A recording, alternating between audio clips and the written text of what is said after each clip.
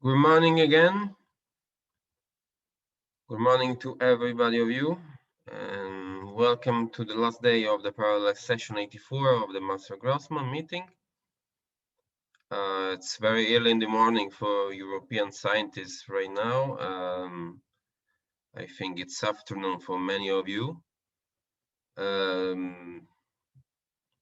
However, so the problem is that I see that we don't have enough scientists from Europe besides Francesco.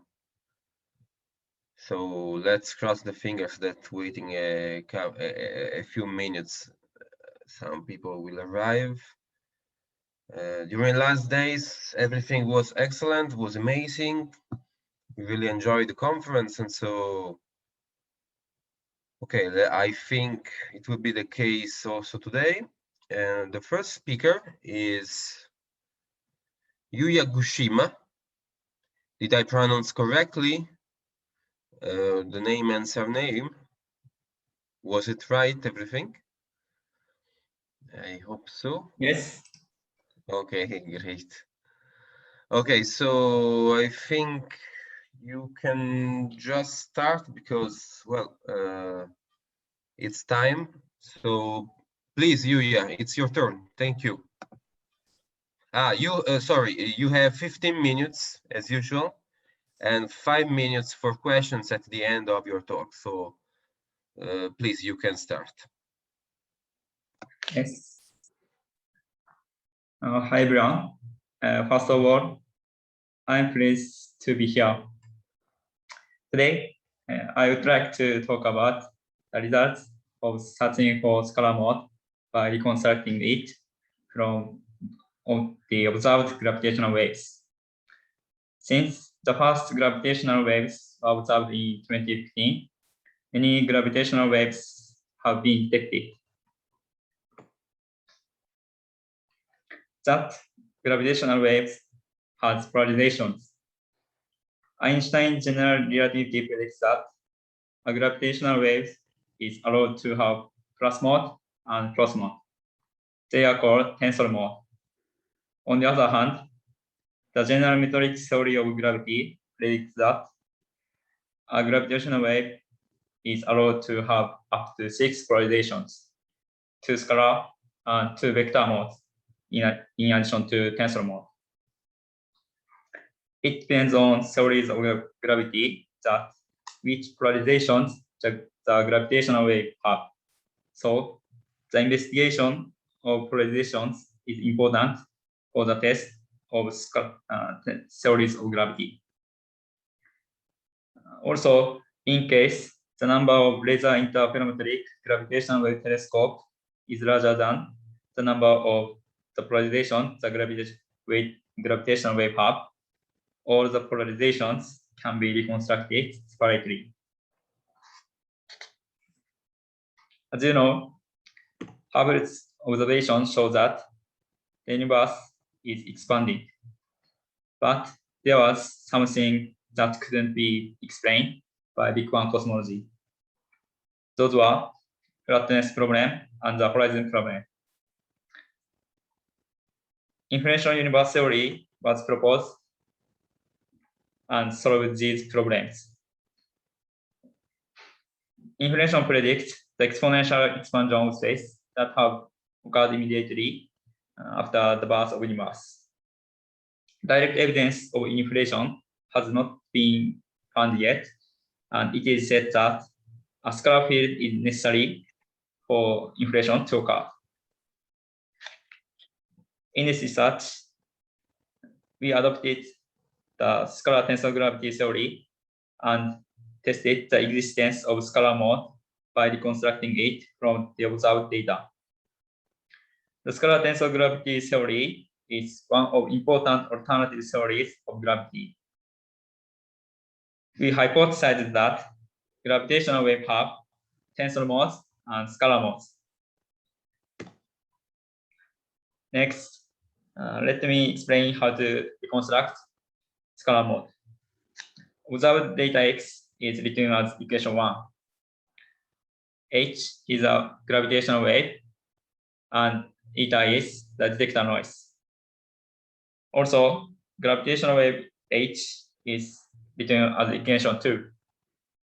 For example, large F plus is the Templeton function, and h plus is the amplitude of plus mode. The Templeton function represents the angular dependence of the detector's response to each polarization. When the plus mode comes from right above the detector response is maximal. This is because when one optical path of the detector is extended, the other one is shortened. However, when the plus mode comes from the direction between the arms of the detector response is 0. This antenna pattern function depends on the position of the detector and the direction to the gravitational waves. Let's consider the reconstruction when there are n detectors and the noise is 0. From equation 1 and equation 2, xn from n detectors are written as equation 3. Expressing this as a matrix gives equation 4. Solving this using Moore-Penrose law inverse matrix, the reconstructed gravitational wave as written as equation 5. The important thing that can be said from this equation is that if the direction to the gravitational wave is known, the gravitational wave can be reconstructed. So we use the data of GW170817, whose direction is known by multi-messenger observations.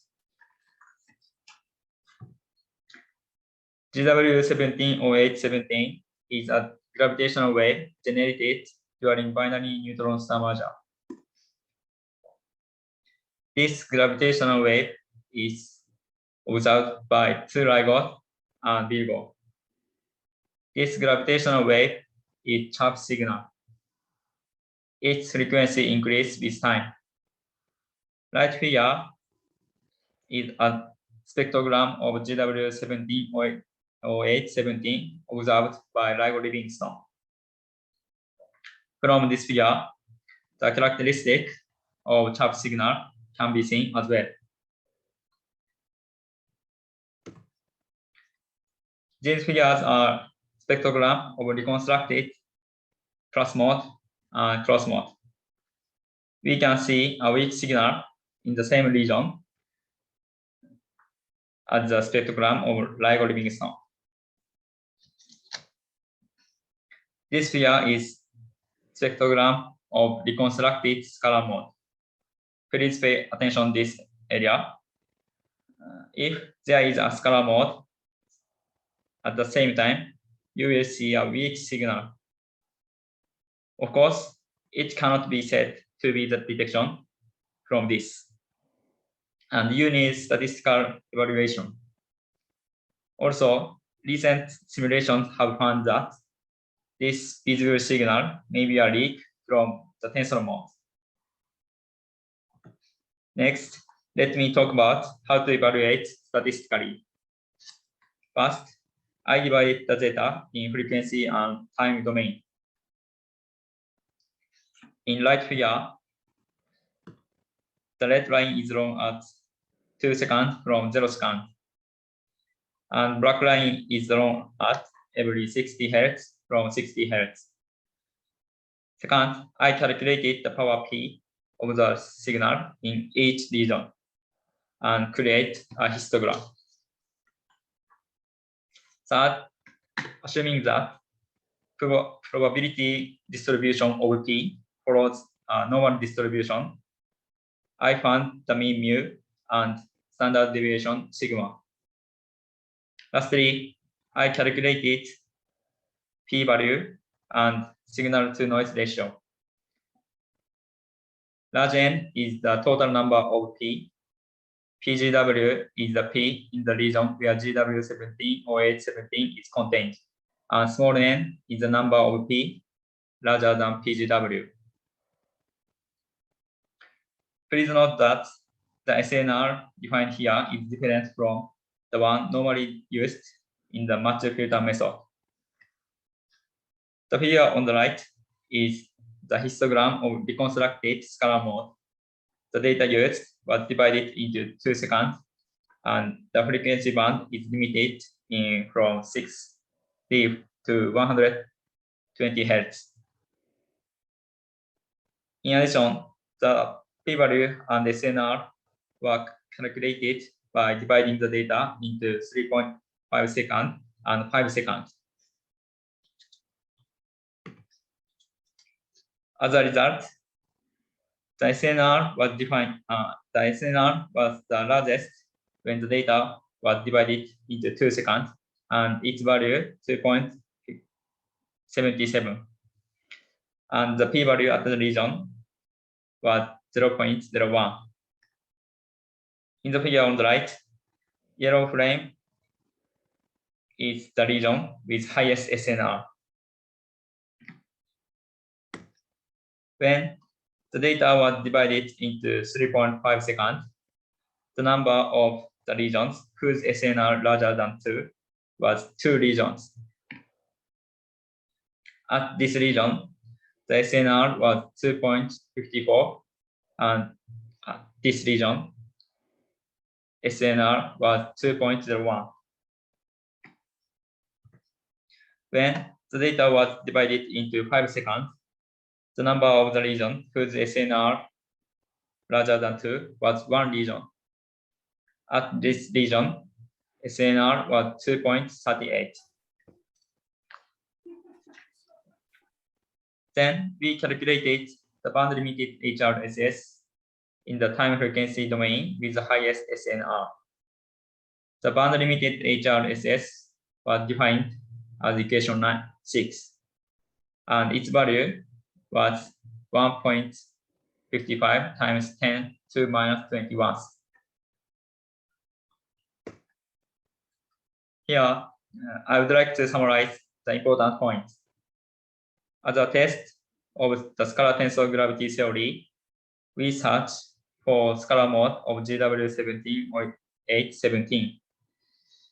As a result, we found the maximum SNR was 2.77, p-value was 0.01, and the band limited HRSS was 1.55 times 10 to minus 21, with a time window of 2 seconds and frequency limited into from 60 to 120 Hz.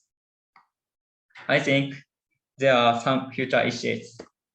First, we need to evaluate detection considering of the error that occurred during reconstruction.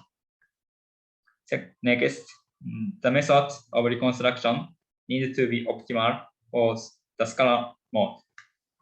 Recent studies have shown that different locations have different amount of leakage from tensor mode. So by investigating it in detail, I think that it will be possible to test the scalar tensor gravity theory with high accuracy. This is all my presentation. Thank you for listening.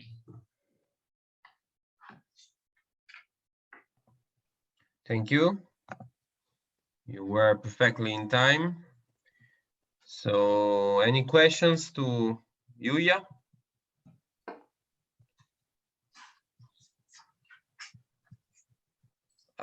If no questions, I have a question. What do you mean when you said optimization? So in which way will you optimize your treatment? Thank you for asking. Let me see.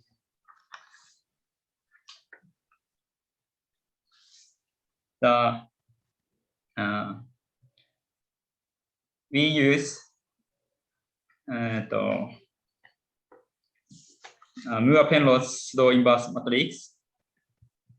So using that, the leakage from tensor mode is happens. So I improve this, for example, using regulator. I think it is less leakage from tensor mode. Okay.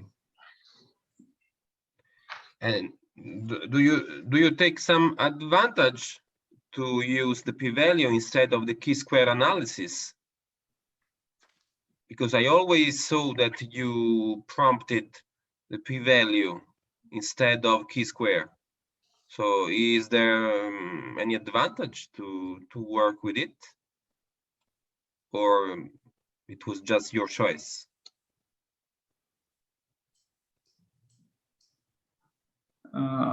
Sorry, I'm afraid I don't understand.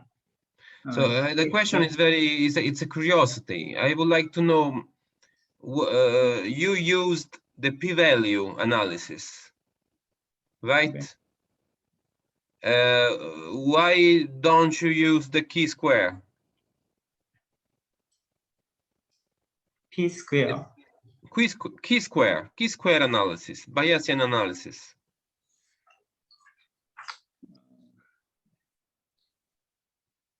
Please rephrase the question. Okay, the question is very easy. So if you look at your slide number 13, 15, 1, 3, 1, 3, 1, 3. Yeah, exactly. You have used the p-value. Yes. So why don't you use the chi-square, the likelihood? Why don't you use the likelihood of your distribution? Likelihood? Because you prefer using the p-value, that's all. And in this research, we know that direction to the gravitational waves. So the antenna pattern function is known. So we can reconstruct the scalar mode. So okay. I don't need the likelihood. Okay. Okay, that's fine. It was just my curiosity, nothing special. Okay, so thank you for your nice talk. So you can share the screen now. Thank you again. Thank you to Yuya. If no more questions, obviously. So if someone wants to ask something. Thank you very much. Okay, so you can now share the presentation. Now it's the turn of Dipayan Mukherjee. Did I pronounce correctly? Hello, can you hear me? Yeah, very well. Your surname was correct, Mukherjee? It is Mukherjee. Mukherjee, okay, sorry. So yeah, could you please unshare the screen?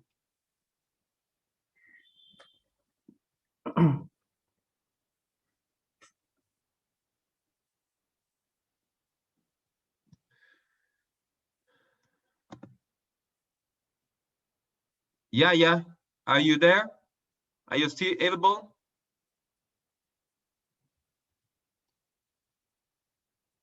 Oh, we have a problem now. Can't you upload your presentation, Dipayan? It is forbidden. No, I'm afraid it is showing that you cannot start the screen share. Okay. Yeah.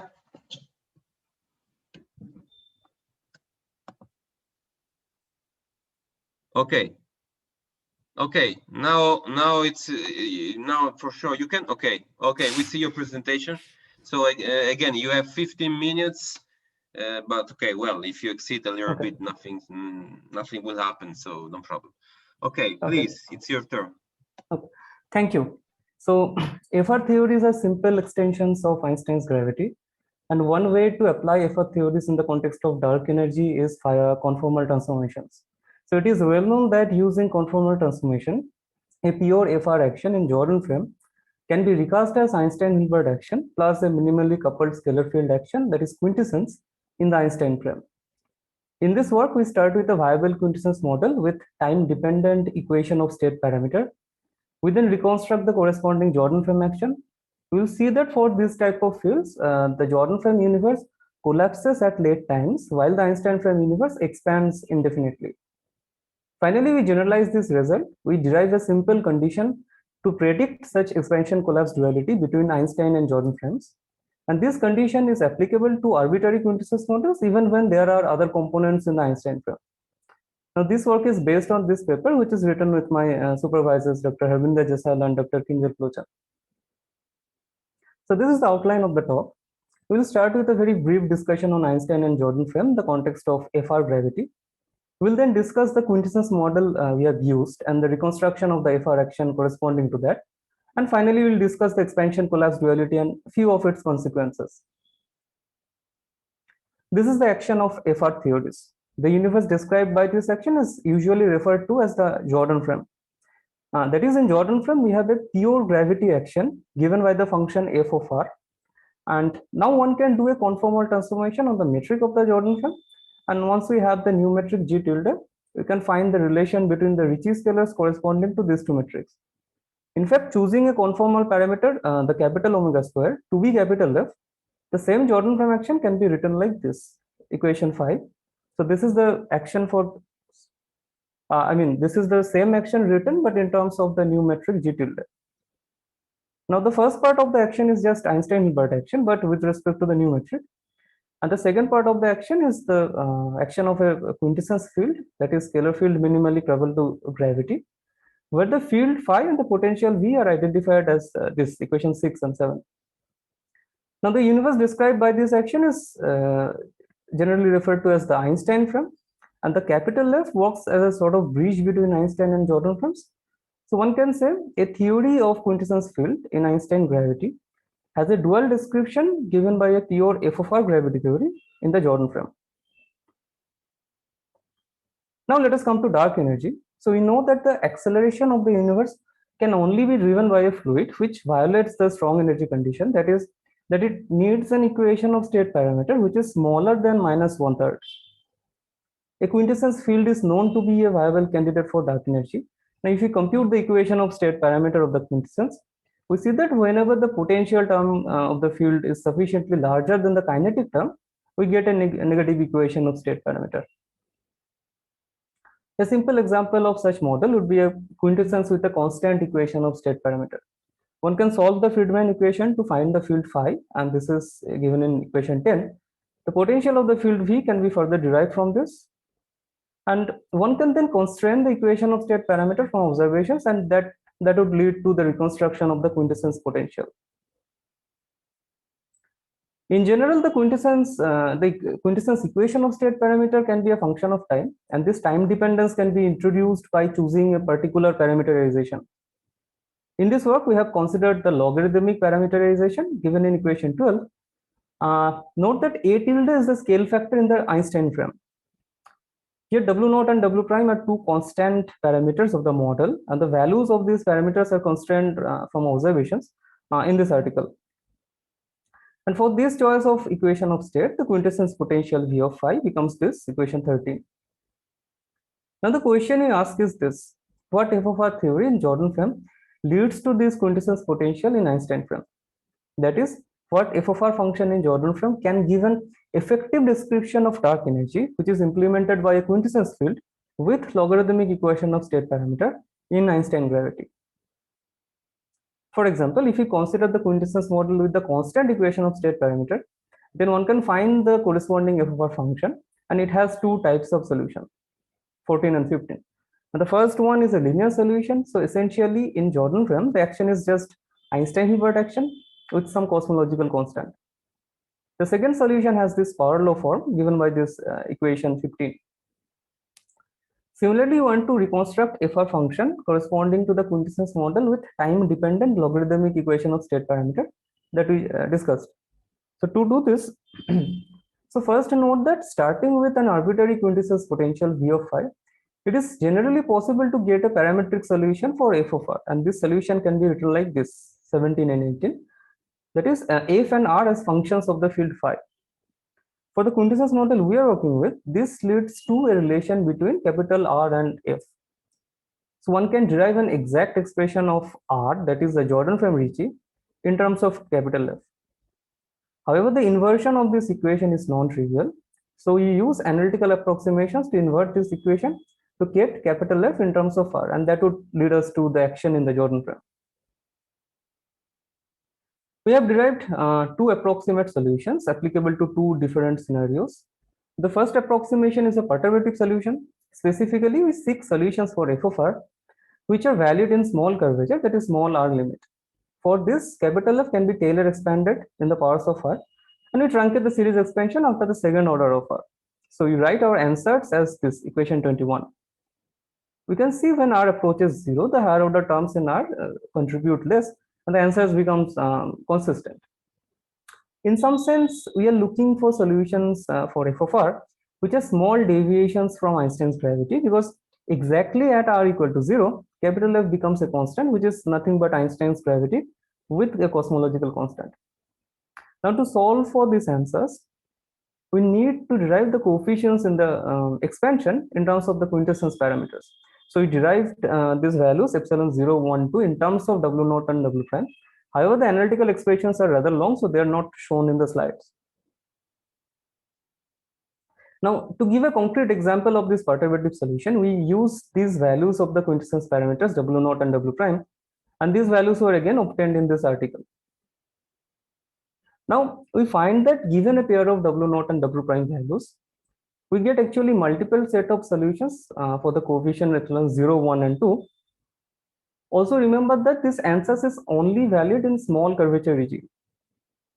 You obtain three roots of r equal to 0 in terms of the scale factors, and these roots are located at a1 tilde, a2 tilde, and a3 tilde. Now, each of these sets of solution is applicable in the neighborhood of one of these three roots. For example, consider the parameter set 1. Now, the second column is showing the solution for the coefficients. The third column is showing that this set is applicable in the neighborhood of a1. And the fourth column is showing the range of the scale factor within which the answer is accurate up to a fractional error of 0.01, so 1% error. If we consider the current Einstein frame universe, that is a tilde equal to 1, the best approximation is given by parameter set 1. We are also interested in the late time solutions for the Jordan frame action, and this is because, as we will soon see, that in the late times there is an expansion collapse duality between Einstein and Jordan frames. That is, while the Einstein frame expands, the Jordan frame collapses, and this duality may lead to a map between expanding geometry in Einstein frame and collapsing geometry in f of r gravity, where the gravitational collapse in FR setting has been studied, for example, in this paper. However, we find that the perturbative solution is not applicable in the late time limit. This is the plot of the field phi with respect to the Einstein frame scale factor. As you can see, in a tilde going to infinity limit, the field goes to infinity. This means capital F also goes to infinity in this limit, since it is the exponential of the field. So this shows that in the late time limits in the Einstein frame, capital F cannot be Taylor expanded. Hence, the perturbative answers is not applicable in this limit. However, it is possible to obtain a non-perturbative asymptotic solution for f of r, which would be valid in large field and small curvature limit. We derived FLT, which is the late time asymptotic solution for f. Here, m and c are two known constants. They are given in terms of the quintessence parameters. Now, let us compare the fates of Einstein and Jordan frame universe in the late times. Here we see the late time behaviors of Einstein and Jordan frame curvatures. In the x-axis, we have the Einstein frame scale factor. We have the Einstein frame curvature in the left plot and the Jordan frame curvature in the right plot. So you can see both of them vanish in the late time limit. However, if you compare the scale factors in the Jordan and Einstein frames, they behave in an opposite way in the late time. One can express the Jordan frame scale factor A as a function of the Einstein frame scale factor A tilde like this, equation 26. We can make two observations from this result. First, the Jordan frame scale factor A reaches a maximum value when the Einstein frame scale factor approaches this expression, after which the Jordan frame scale factor only decreases. This essentially means that the Jordan frame universe has a finite amount of maximum spatial size. Second, we can show from this that the Einstein frame scale factor goes to infinity. The Jordan frame scale factor goes to 0. So we can visualize this here. In the x-axis we have Einstein scale factor, and the y-axis we have the Jordan scale factor. Initially, the Jordan frame universe expands with the Einstein frame universe. Then near about the value of 50 in the x-axis, the Jordan frame scale factor becomes a maximum. Eventually, when the Einstein frame scale factor approaches infinity, the Jordan frame scale factor becomes 0. So we can say that the Jordan frame universe collapses in the late time of Einstein frame universe. We have actually obtained a general condition for such expansion collapse duality. We have shown that for a quintessence model with arbitrary time-dependent equation of state parameter W phi, the condition for expansion collapse duality is satisfied whenever W phi is greater than this threshold given in equation 27. So this condition is valid even when there are other components in the Einstein frame universe. In that case, the condition takes this form, equation 28, where the sum is over all energy contributions other than the scalar field. So there are two observations here. First, the condition is always imposed on the equation of state parameter of the quintessence field, not on the effective or the dominant equation of state parameter of that era. Second, in order to check whether this condition is satisfied or not, one does not require the f of r function or even the quintessence potential explicitly. Only the equation of state of the scalar field and the energy densities of different components in the Einstein frame are needed. For example, let us consider what happens to the Jordan frame collapse if you also consider the presence of non-relativistic matter or dust. So in this plot, we have Einstein and Jordan frame scale factors in the x and y axis. This capital omega r is the ratio of matter density parameter to the scalar field density parameter at the current Einstein frame. When this ratio is 0, that is, if there is no matter, then as we have seen before, the Jordan frame scale factor eventually becomes 0. But even if the matter energy contribution is very small compared to that of the scalar field, that is, say the ratio is about 10 to the power minus 8, then we can see from this blue plot that the Jordan frame collapse stops at some finite time. It turns around and eventually it keeps on expanding with the Einstein frame. When the ratio is taken to be higher than about 10 to the power minus 2, the Jordan frame collapse is completely gone. Thus, for say realistic value of this ratio, which is about 3:7, there is no Jordan frame collapse. The scale factor in Jordan frame always increases monotonically with respect to that of the Einstein frame. This one can say the presence of non-relativistic matter removes this expansion collapse duality for this quintessence model. Okay. So as a final example, let us consider the effect of positive spatial curvature on the Jordan frame collapse. As you saw, the presence of matter in Einstein frame prevents the Jordan frame from collapsing. But at the same time, if we introduce a small positive spatial curvature in the Jordan frame, then the Jordan frame collapse can be recovered, at least for a finite amount of time. And this can be visualized in this plot. In the x-axis, we have the Einstein frame scale factor. The green plot is the equation of state parameter of the quintessence model. Now, in order for the Jordan frame to collapse, the equation of state must cross a certain threshold. Now, the orange plot is the threshold where there is no spatial curvature, but there is dust. We can see the equation of state parameter does not cross this threshold, hence there is no Jordan frame collapse. Now, when we introduce a small positive spatial curvature, the threshold is brought down, which is now the blue plot. The equation of state parameter can eventually overcome this threshold, and hence the Jordan frame collapse is recovered at least for some finite duration. Okay, so in summary, We considered quintessence models with logarithmic equation of state parameters. Now, solutions for FR function is obtained first perturbatively in the small Jordan-Frame curvature limit, then asymptotically in the late time limit. Quintessence models with logarithmic equation of state parameter leads to a collapsing Jordan-Frame universe in the late time limit of Einstein frame.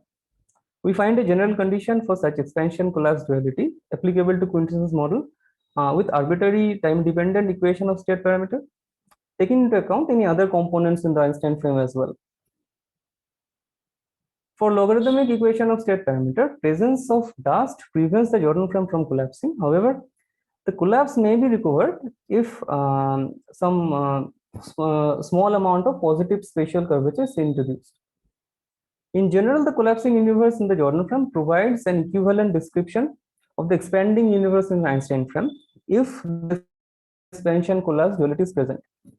This map between collapsing and expanding frames can be a useful tool. For example, introducing metric perturbation in the background of FRW spacetime, one may establish a relation between perturbation in the expanding frame with the perturbation in the collapsing frame. Now, further studies can reveal how the quantum effects in the collapsing frame correspond to the perturbation in the expanding Einstein frame at late times. Okay, thank you. Questions? Okay, thank you very much, Dipayan. So questions, as Dipayan said? I have a question. Could you explain again, because probably I missed it, how do you take into account the contribution of matter, for example? Because when you start at the beginning, you show a Lagrangian, well, an action where there is no matter. And in fact, you get as a solution for the quintessence field, potential, which goes like an exponential. But for example, when there is matter and you assume a background cosmology where there is matter plus a constant quintessence equation of state, then you get an hyperbolic sign to some power.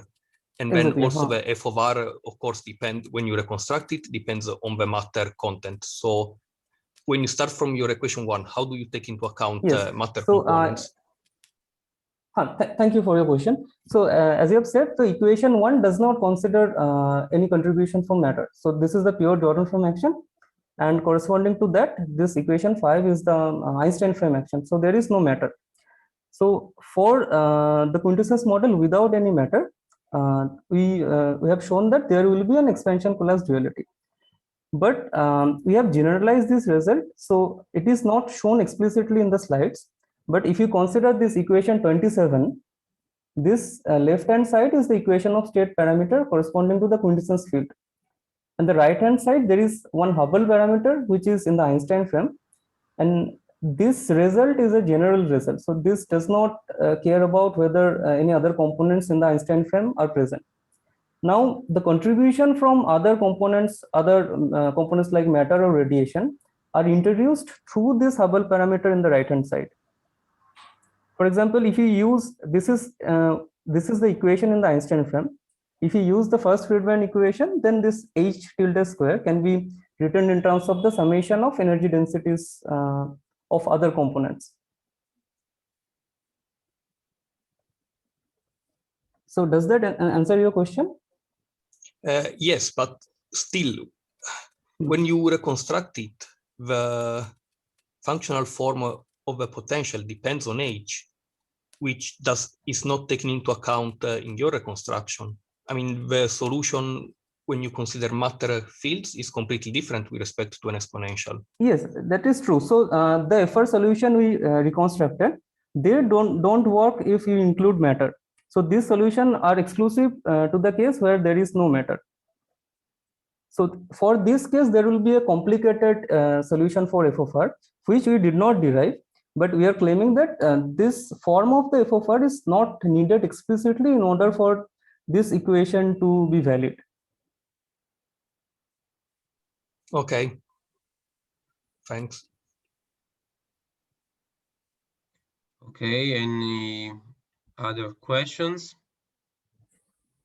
Curiosities, something? It seems no. So thank you again, Deepayan, for your nice talk.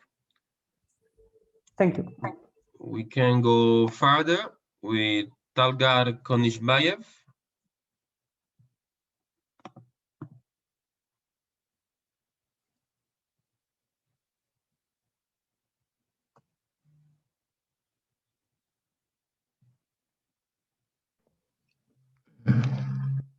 So can you my screen? Yes, we see your screen. We see also your face and we hear your voice. Okay, so please, you can start as usual. You have 15 minutes. It's your turn. Okay. Hello everyone, my name is Talar Konspay. My topic is testing generalized logotropic models with cosmic cross. Relevance of the work. The current observed accelerated expansion of the universe is widely supported by several experimental evidence. The concordance paradigm assumes that fluid whose corresponding dark energy density under the form of cosmological constant with lambda with equation of state is sufficiently negative to counterbalance the action of gravity and speed up the universe today. Among the different possibilities, the studying competing dark energy models. Dark energy models, it could be possible to formulate some sort of thermodynamic acceleration that's treating the universe as thermodynamic system, adopting single fluid that unifies dark energy and the dark matter. Relevant typology of thermodynamic models that satisfy above requirement the so-called logotropic models. These models attempt to unify the dark sector since the logotropic fluid observes dark energy and the dark matter limiting regimes. In analogy, the Chaplin gas. In this work, we distinguish four relevant according to the reference 6, a particle class logotropic models has been recently introduced within the framework Anton-Schmidt equation of state. In this reference 7, this class of models is similar to genuine logotropic paradigms and can be matched with modified version of Chaplin gas. In this work, we distinguish four relevant cases. In the first, and is three parameters of the model assumed constants throws out the cosmic evolution. The case corresponds to simplest Anton-Schmidt gas equation, that is the one which can be universe temperature has influence over the evolution of the fluid itself. In second case,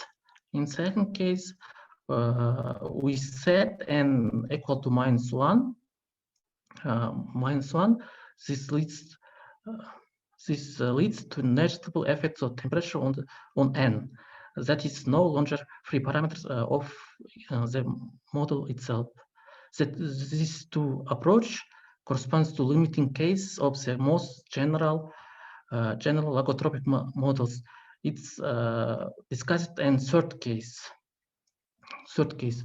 The last case is the formulation of the fuzzy logotropic model that we introduce assume specific case of the pressure aims and the task of the work. Investigate for thermodynamic models that fluid current acceleration throws a single fluid unifying dark energy and with dark matter. The tasks of the work. In this work, we investigate main parameters of universe, such as Hubble parameters, equation of states, equation of state dark energy, adiabatic sound speed for our case, 4 cases, and explore which model better works than others. Propose new logotropic models that disentangles dark matter with baryons. The Anton-Schmidt gas, the simplest approach to determine a barotropic Anton-Schmidt equation of state leads to equation 1. There are capital A this normalized factor, rho with asterisk and rho reference and matter density respectively. From solid physics, n equal to minus 1/6 and gamma g. There gamma g is Grunasian parameter. In this work, we considering flat universe, considering the continuum equation of the Friedmann-Robertson-Walker space-time is equation 2. One gets Hubble parameter. Equation 3, there are a small a is a scale factor and the exponent of this total density. The total energy. The total energy can be split two components. First, matter density plus dark energy density.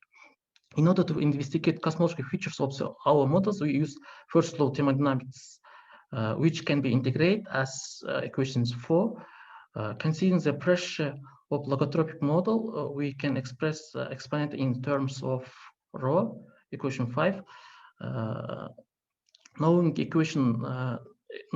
expression of pressure and the density, we can define adiabatic sound speed, equation 6. Using above equations, you can find main parameters of universe, such first one Hubble parameters for our case.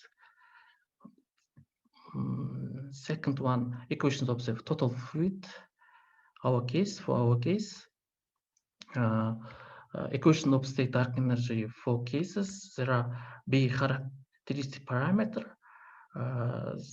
It is different values for different cases. This one. And last one, we can find adiabatic sound speed our 4 cases. We can notice that in the first model, we split baryonic density and the cold dark matter. Rule of baryonic matter and the cold dark matter.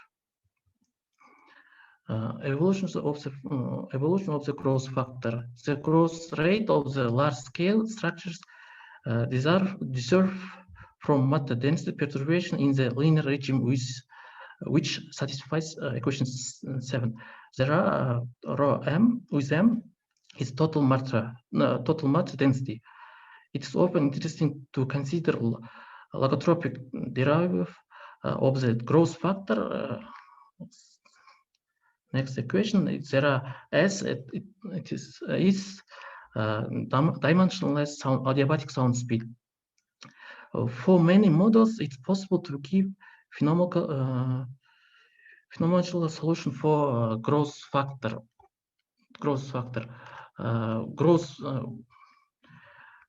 Relationship with growth factor and growth index.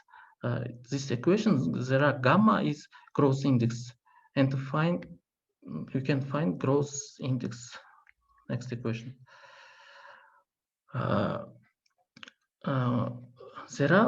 We plotted how depends growth index on scale factor. This our 4 cases, and for completion, we took lambda CDM, omega CDM, and Chevalier-Palarsky-Linde model.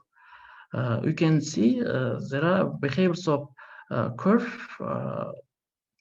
similar, exact first model. Our first case is very different. Very different. Here we plotted how Hubble parameter and equation state, how depends on scale factor. From the quantitative point of view, model second, it's blue curve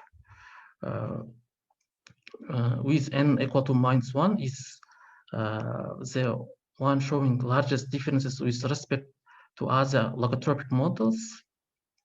Analyzing the background evolution from the more quantitative point of view, we note that models 2 diverge from the others at all redshifts.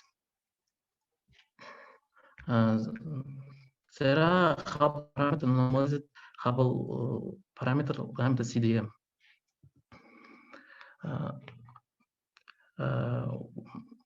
Top panel in the top panel we present the evolution of dark energy equation state.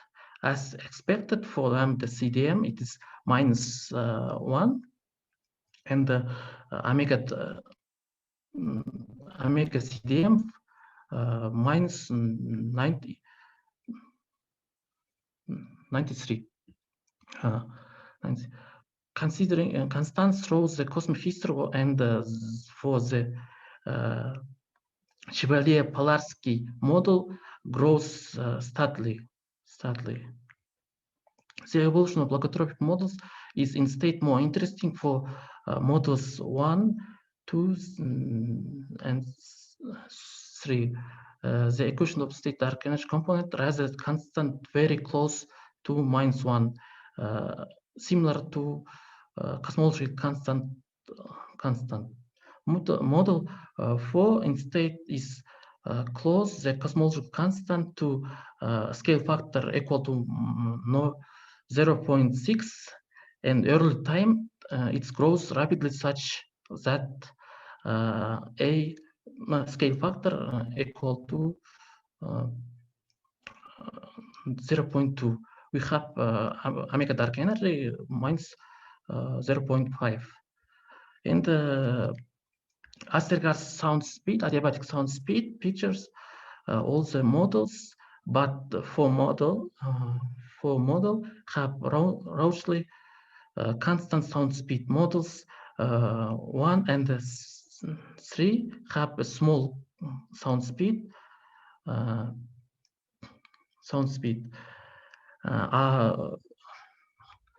Model 2, it's negative blue. It's blue. Finally, for model 4, at early times, adiabatic sound speed is positive, and is of the order of 0.05, but at light times becomes negative, reaching in the absolute value approximately the same value early times. Comparison of different models. We choose the best model. We use IC and VIC. You can see there are minimum, it is lambda CDM, IC and VIC, and in our case, the best, it is 4 model. Model 2, it is bad result for us. Bad result because it's large. Well, conclusion. We investigate 4 thermodynamic models unifying dark energy with dark matter. We split into 2 typologies, Anton Schmidt and logotropic fluids. We explored Anton Schmidt paradigms for 2 relevant cases of the Grunewsen index. Finally, we propose a new logotropic paradigm that works, generalized logotropic fluid, in which we split the ruled dark matter and the baryonic matter. And the Anton Schmidt model with Grunewsen parameter 5/6, it's model 2, is ruled out, while the generalized logotropic fluid seems to be most suitable one. Albeit will be discovered then lambda CDM model. And we portrayed and confronted the functional behaviors of the adiabatic sound speed, total dark energy equations of state, and Hubble parameters for each model. Thank you for attention. Okay, thank you. Any questions? I have a question. So when you evaluate the growth factor, what would change if you don't split the fluid into a matter part and a dark energy part, but you consider it as a real single fluid? When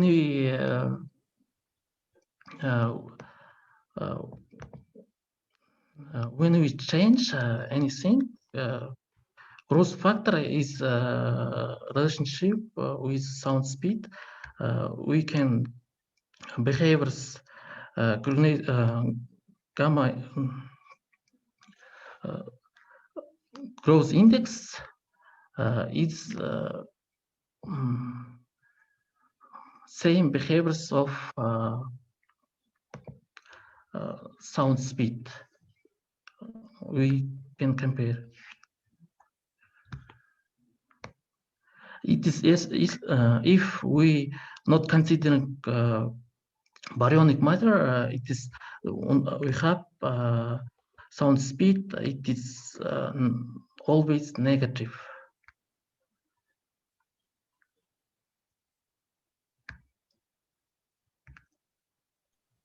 Yes, no, but what I meant is that when you write down the equation for the growth factor, you have a rho, and then we consider that would be the rho of a matter component. But in reality, we just have one fluid. So what would change if instead of that rho equal to rho matter, we consider it as rho equal rho logotropic or rho Anton Schmidt? So for this UDM fluid. When we considering Anton Schmidt gas,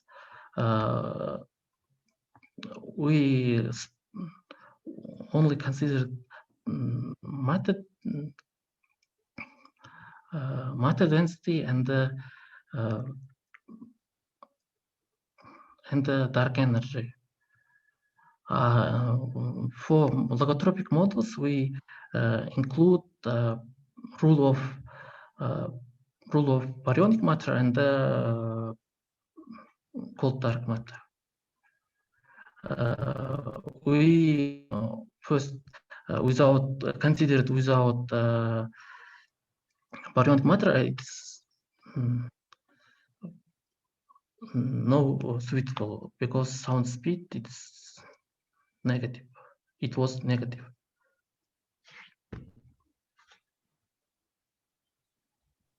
Thanks. Any other questions?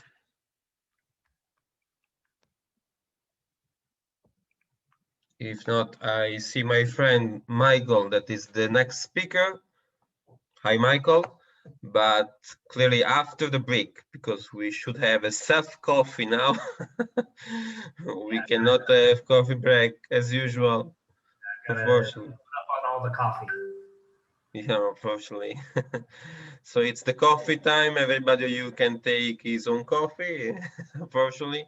So let's see here in 30 minutes, if you agree, as we scheduled. And so let's take a rest now and see you at 8 o'clock Rome time, at least. So 30 minutes from now.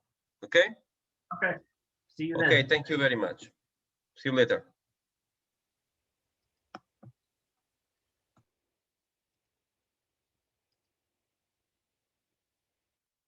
Hello again.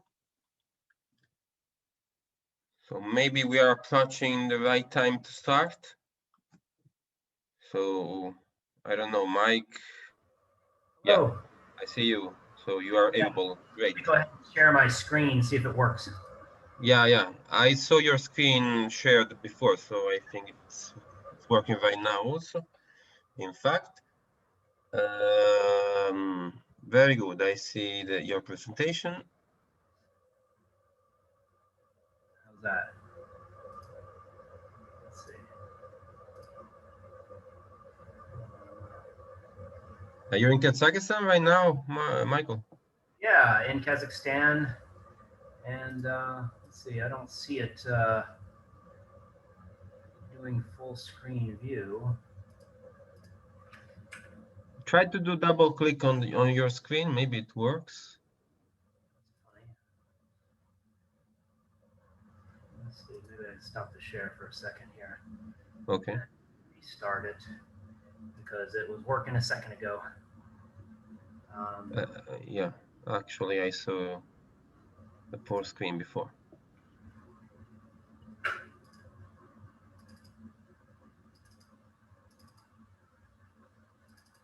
Okay.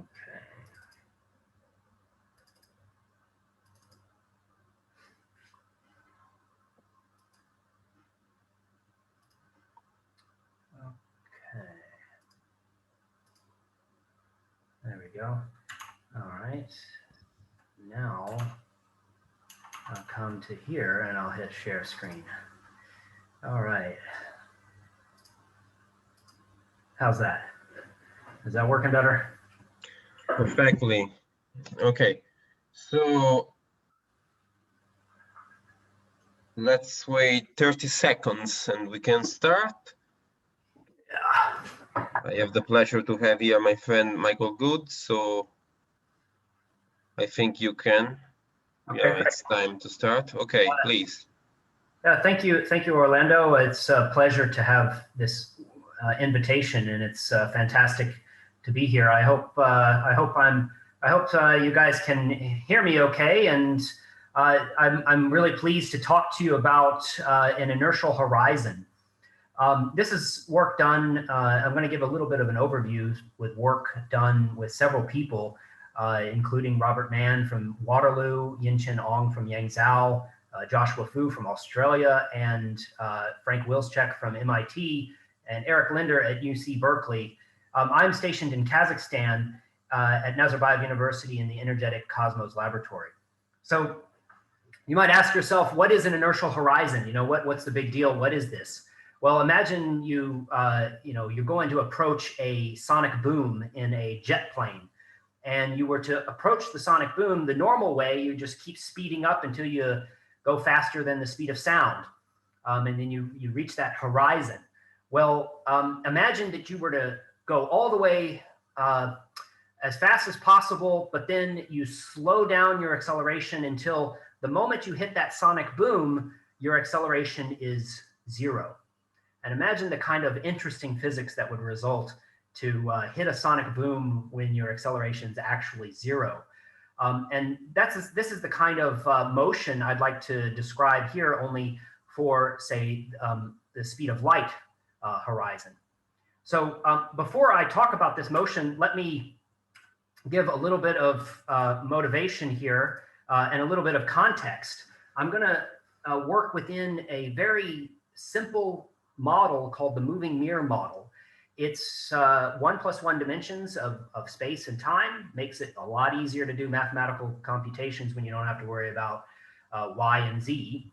The moving mirror will produce massless particles just like light. They have 0 mass, and it's a scalar field, so there's no polarization, there's no spin. It makes the quantum field very easy to play around with. That's a big motivation, but besides the simplicity of the moving mirror model, there is motivation to study it because it's so fundamental.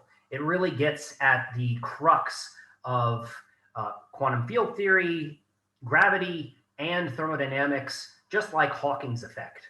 So it's a real solid theoretical physics that's multidisciplinary. But moreover, and better than Hawking's effect, is the fact that it actually has experimental potential. It's hopeless to measure Hawking's radiation astrophysically, at least any time within the next couple of 100 years, I suspect. But right now, they have evidence for the moving mirror model in the laboratory. So there's a lot of good data coming in, and there's even more potential for great observational information to help us learn about fundamental physics in this multidisciplinary area. So the moving mirror model is well known for 50 years, but it's only recently that we've found that there is an exact correspondence to gravitational systems, such as black holes, cosmologies, and extremal black holes, or extremal objects, you might call them, extremals. So, and by exact correspondence, I mean the particle production is the same all throughout time, not just at late times when the black hole forms, but during the collapse of a star, the Hawking radiation that's coming off of a Schwarzschild black hole has a correspondence to a very particular globally defined moving mirror. So they're very closely connected to black holes and cosmologies. And so it's exciting because it's easier to think about a moving mirror than it is curved space-time. It's much easier just to picture 1 + 1 dimensions and to do the math with a scalar field than it is to work in the full machinery of general relativity. And so this can help us learn about the radiation and some of the interesting physics. And well, some of the known accelerated boundary correspondences with mirrors include the Schwarzschild black hole, the charged Reiser-Nordstrom black hole, the spinning Kerr black hole, and the de Sitter and anti-de Sitter spacetimes, as well as the extremal objects. And recently the CGHS black hole, which is the subject of the next talk by my PhD student, Ejan Mirzakool. And she'll give a little bit of overview of this famous model. So let me just give you a taste of the Schwarzschild mirror. This red line here in this Penrose diagram. And you can see that f of v is the trajectory. Here, these are null coordinates. So f is retarded time, v is advanced time. So not quite x and t, which might be what you're used to, but still it's a very simple expression for motion that's well defined throughout the entire universe. It's a 1-parameter system characterized by kappa, and kappa is the surface gravity in the case of the gravitational analog, so this is the usual surface gravity 1/4m for a Schwarzschild black hole. Now, if you plug this trajectory in, here's the basics of it is that you can just take a priori, you can assume a particular motion, plug it into the moving mirror model, and out pops your particle production. If you're interested in particle production, you can also be interested in energy or entropy or kinematics and dynamics, all sorts of other potential objects to calculate. So in this case, we can calculate the particle production, the spectra, and you immediately see the Planck distribution come out where kappa over 2 pi is the temperature of the moving mirror at late times, just like the temperature of a black hole at late times.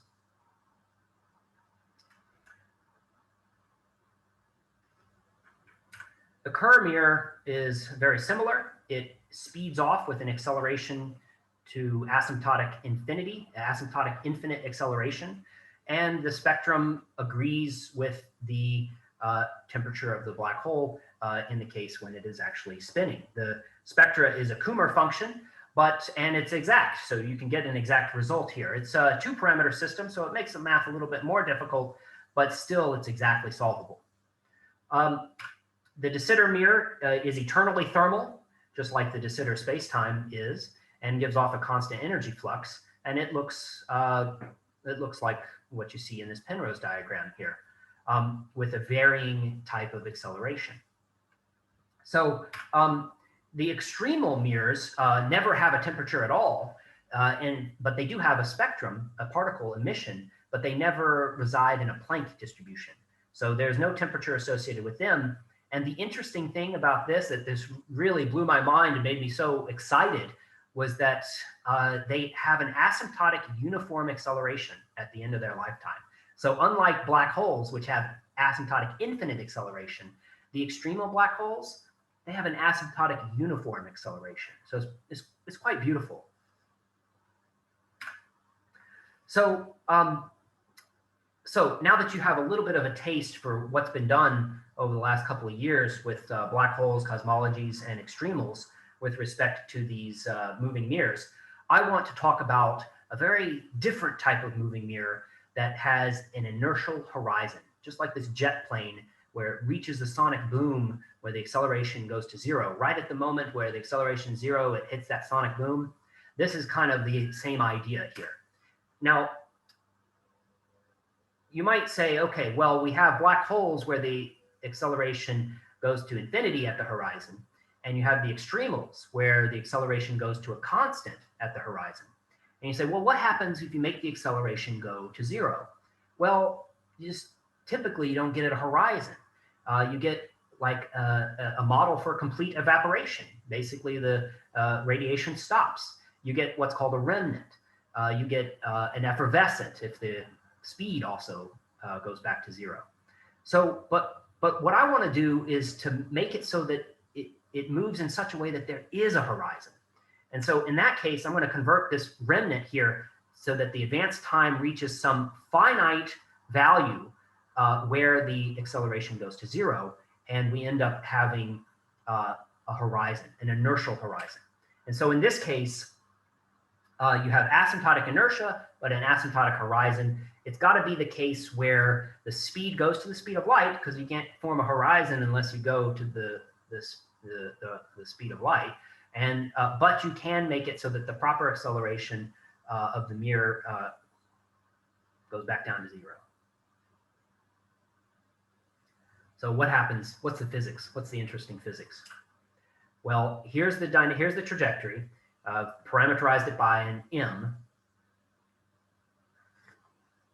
There's no mass in this model, so don't get confused, but it's just a random letter parameterization for this trajectory. And I've cubed it and put a 4 in here just for convenience. But the real dynamics here is a v plus 1 over v squared. Now, when you plot it in a Descartes spacetime diagram, you get no particularly interesting looking behavior. It looks just about the same as any other black hole mirror or extremal mirror. You can see that it starts off, if you can see my laser pointer, I hope you can see it. It starts off at asymptotic rest and then begins to accelerate and goes to this nice horizon, this VH equals 0 line. If you plot it in a Penrose diagram, you get a little bit more hint that something unusual is happening.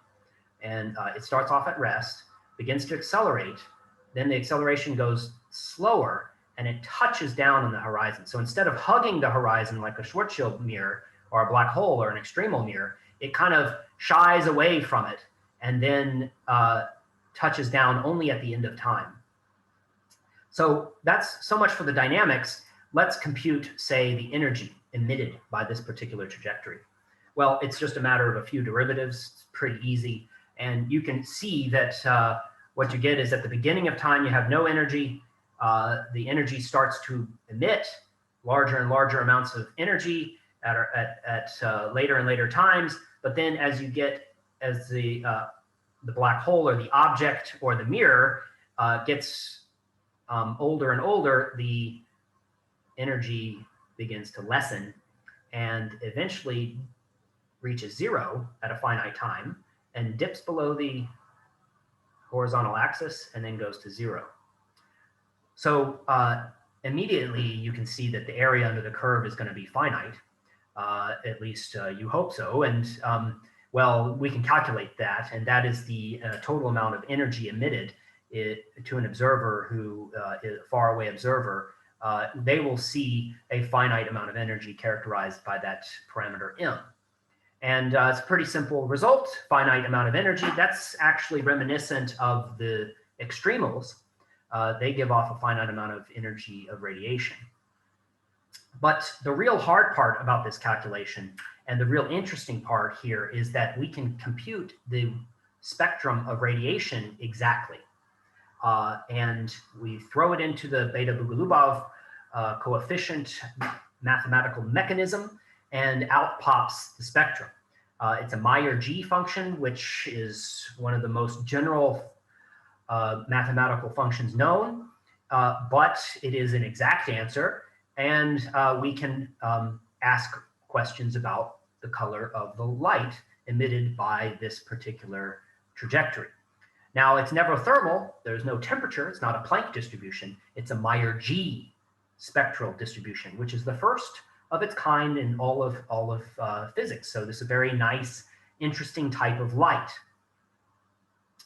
So let me then reassure you that this is correct, because I can associate a little bit of energy, omega, with each of the particles that's emitted and integrate over all the colors, and I'll get the exact same energy emission that was derived from the stress energy tensor.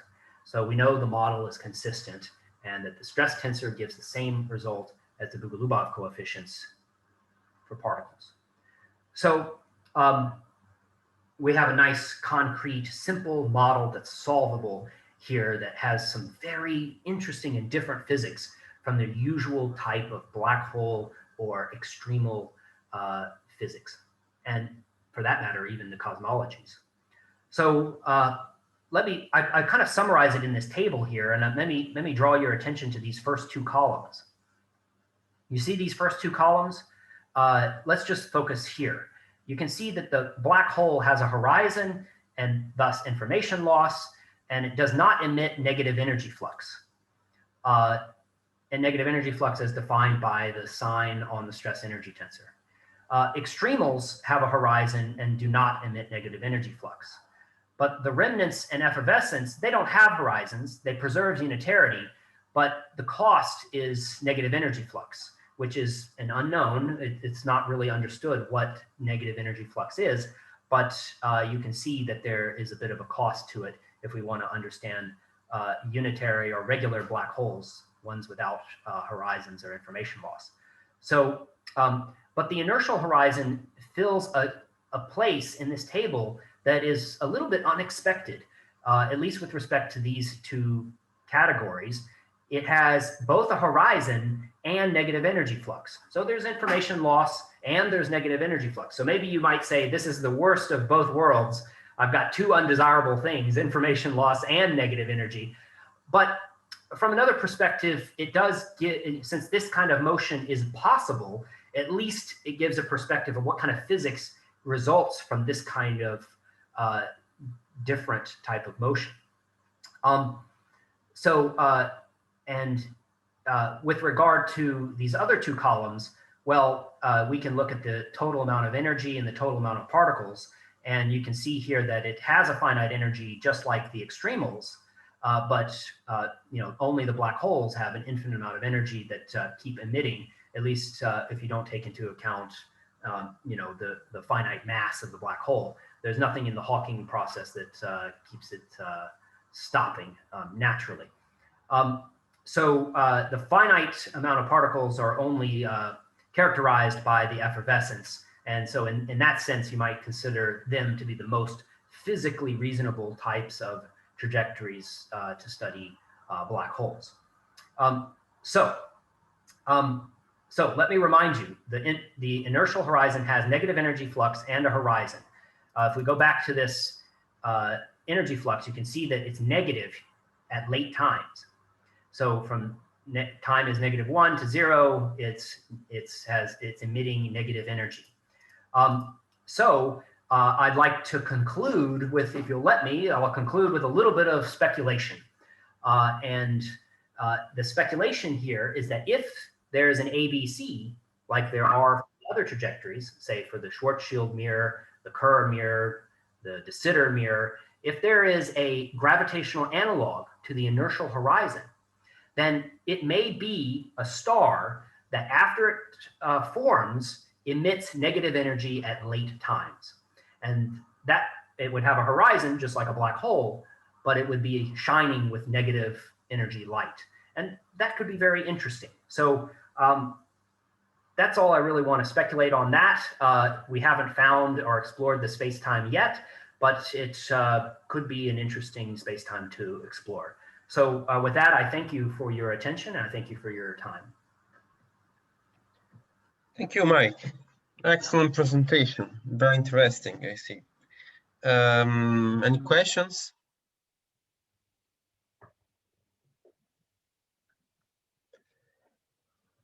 I have a couple of questions, if possible. The first one, you quoted that for extreme black holes, you have particular classes of acceleration, right? So I was wondering, intermediate black holes, what do you expect about it? For mirror analogs, what do you think? What do we expect in terms of acceleration, maybe? If you have any ideas about it. I mean, intermediate black holes? Intermediate black holes, yes. Oh, good. Exactly. No, that's very interesting. So the intermediate black hole, you mean intermediate mass black holes, right? The ones that are like, right. I don't remember, 1,000 solar masses or something. So those kind of fundamentally intermediate black holes are the same as any typical like a Kerr black hole. They would be spinning. They have very little charge, but they very big mass. And those would most correlate to a Kerr mirror. So the Hawking radiation from intermediate black holes would be very, very cold because they have big mass. And so they're very hard to measure, very hard, much harder than stellar mass. But the mirrors that they would correspond to would have infinite acceleration asymptotically, just like the supermassive black holes and just like maybe primordial black holes. So they're not, so the extremal black holes are, because they haven't been, so intermediate black holes exist, for one, they're real, just like supermassive and just like stellar mass black holes. But extremal black holes may not exist in the real world. Nobody's observed them. They're more theoretical toy models that. Sure.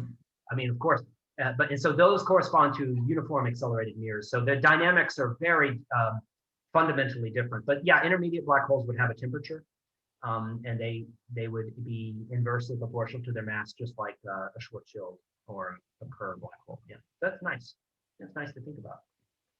Okay, and just curiosity, you told that there is a correspondence between mirrors and cosmology, and also you quoted the existence of negative energies. So since I'm a cosmologist, I think this would be very interesting from the dark energy side. Don't you think? Oh yeah, actually, that's a good point. It actually scares me a little bit. In fact, the anti-de Sitter moving mirror gives off a constant negative energy flux. And like always, it's always emitting negative energy flux. So that I didn't mention that because I was like, oh God, I was like that's, it's a little weird, but actually it is very interesting when you think about it, especially since there's been a lot of effort towards the ADS CFT correspondence and all that.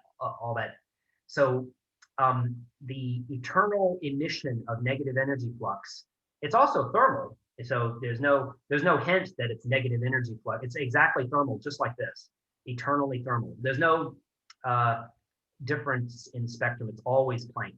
This is just an artifact of the continuum mathematics. But this is, you can see the Planck distribution eternally. So yeah, the anti-de Sitter mirror would be if you want to set, it's basically the negative energy flux mirror is the anti-de Sitter mirror. It is the negative energy flux mirror. Yeah. So I would love to, I don't know what else to do with it besides compute its energy flux, its particles, and maybe its entropy or something. But yeah, it would be definitely tractable. You could ask some interesting questions, and the math is pretty tractable. So yeah, it's a nice question. Actually, I forget about it. I should talk about anti-de Sitter because a lot of people. No problem. I was thinking about dark energy, because there we have some strange behavior of the fluid responsible for the acceleration. So maybe, okay, we can discuss later after the conference. I mean. Yeah. That sounds like a nice project, maybe. Okay, so I would like to acknowledge you again for your very nice presentation. And so, if no more questions, I don't know. Some other. Yes. Yeah. So, have you considered the Schwarzschild de Sitter space-time? Is there like a mirror for that? That's a great question. Actually, that's a real nice question. The Schwarzschild de Sitter is a space-time with a black hole in an expanding universe. And yes, I have looked at it. And actually, I have a student who has, well, Ejan has also looked at it. I've looked at it, but there is a student in Spain who has sent me some work, and they have gotten kind of close to the answer, but it's a little bit hard. Even though we have de Sitter, and even though we have Schwarzschild, getting Schwarzschild de Sitter is not that easy to do. But we have begun the work of it, and I think he's making some pretty decent progress. But I don't think we have the exact solution. I know that it's kind of weird because the black hole has a temperature and the cosmology has a temperature, but they're different temperatures. And so overall, there is no Planck distribution.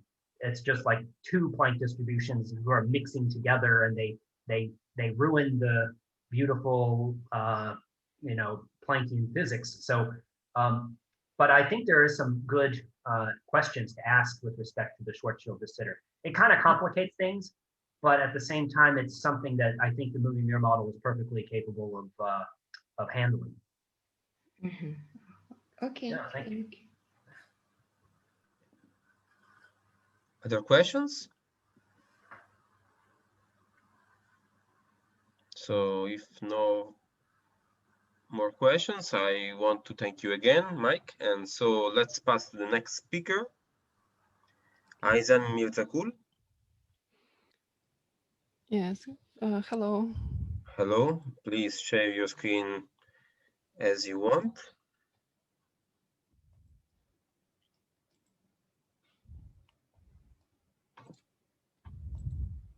So can you see the presentation?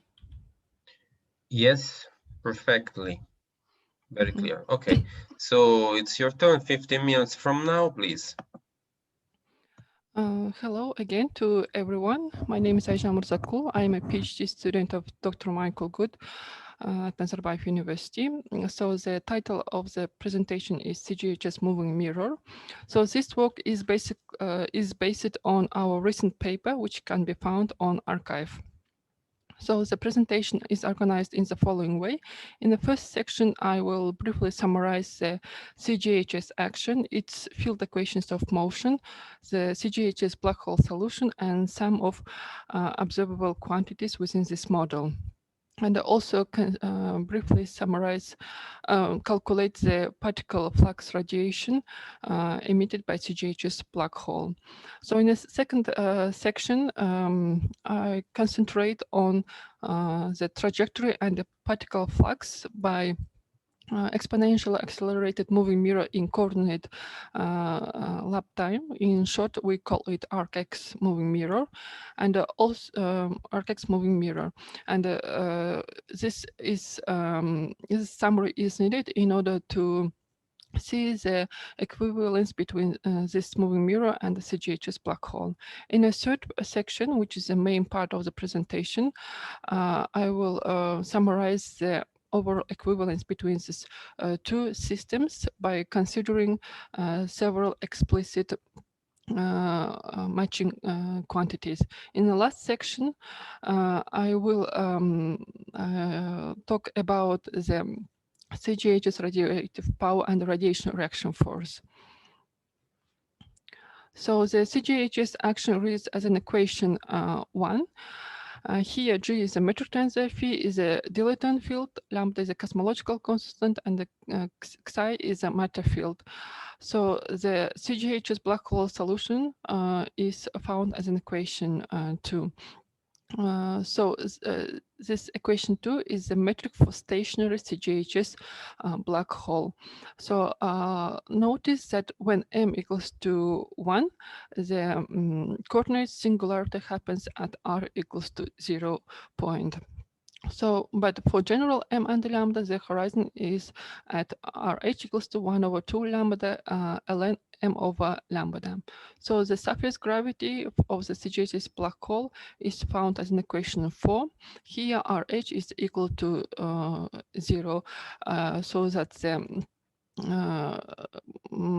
the temperature is equal to lambda over 2 pi, which is consistent with the black hole thermodynamics. laws. So the corresponding tortoise coordinate and the matching conditions are found as in equation 5 and 6. So this absolute brackets in equation 5 are needed to have real values. So the matching condition equation 6 is function u is a out of function u, which depends on an inner coordinate u.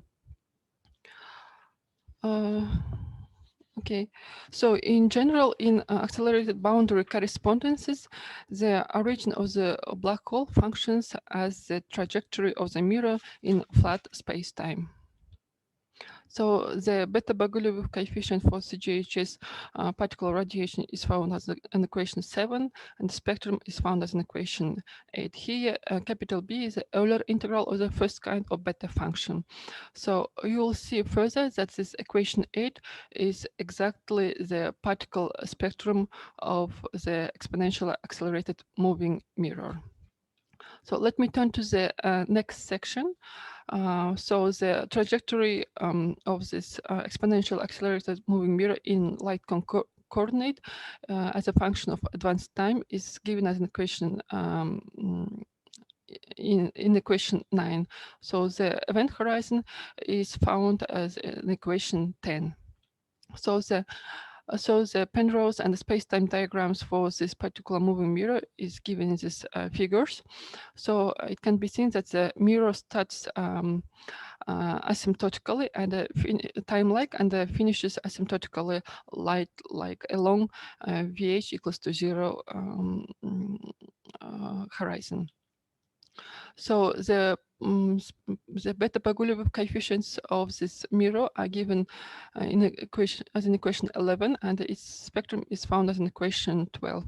So you see in equation 12 that this is this spectrum looks exactly like a spectrum of the CGHS black hole, ensured that cosmological constant is equal to surface gravity. So let me summarize the overall equivalence between these two models. So these two models have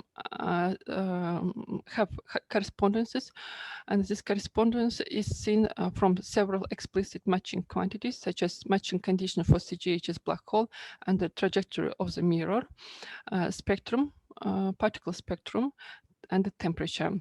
So again, a one-to-one correspondence is ensured as long as a cosmological constant is equal to surface gravity. So from now on, we call a CGHS black hole analog moving mirror shortly a CGHS moving mirror. So let me turn to the last section of the presentation. So using the formulas for the general moving mirror models for the general Larmor power and the self force for general moving mirrors, this which can be found in our recent paper. So we derive the Larmor power and the self force for a particular moving mirror, which is for our moving mirror. So they are found as in equation 15 and 16. So it can be seen from on the right hand side of these two equations that we have this Planck constant and the speed of light. So they are reinstated here because this kappa has units of acceleration. So that's the and also the graphical illustration of this Larmor power and the self force given in these figures. So the power increased asymptotically along tau equals to 0 point, and we see that this both of these two quantities are divergent, and the force has opposite direction with respect to Larmor power and has left moving trend because the mirror is moving to the left. So that's the end of my presentation. Here are the main bibliographies that I used in this presentation. Thank you for attention.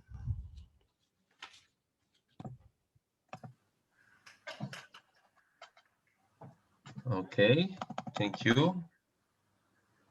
You were very fast this time. Yes. Okay. Any questions to Aizen?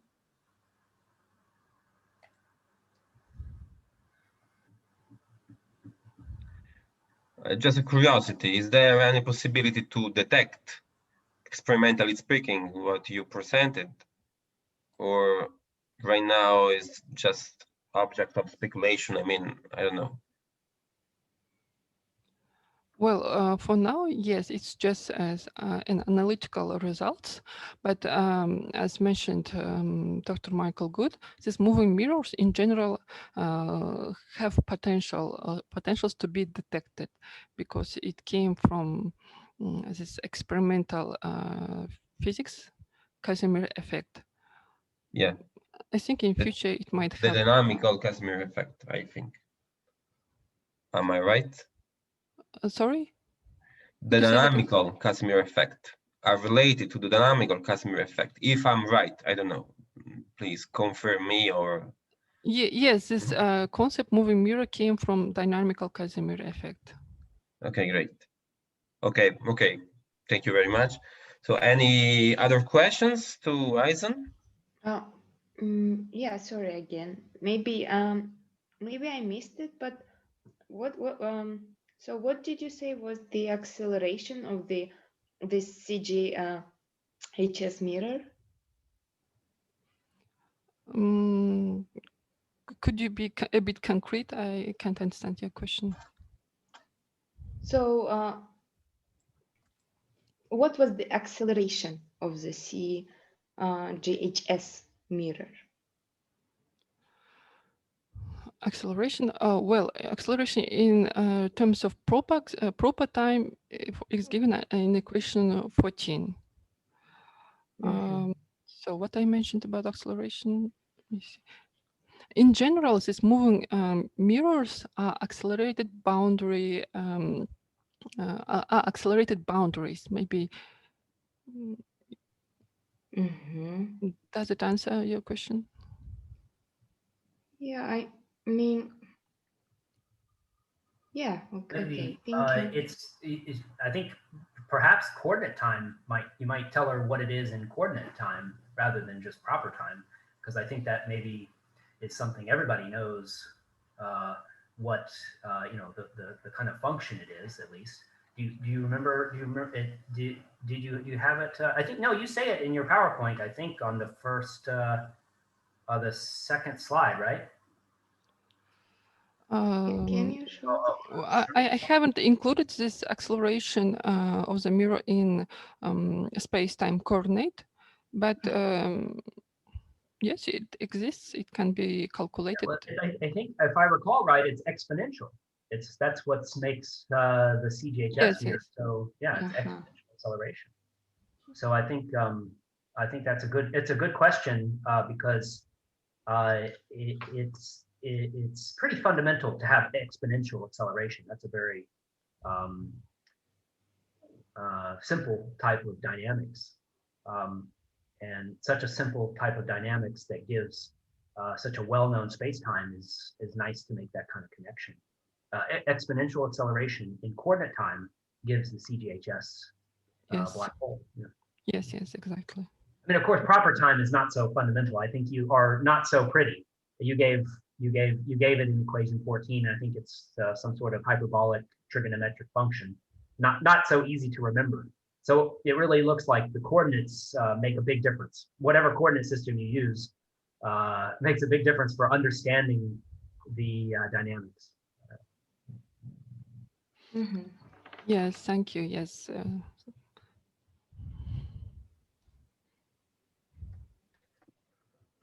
No more questions? Okay, seems not. So again, thank you, Aizen, for your nice talk.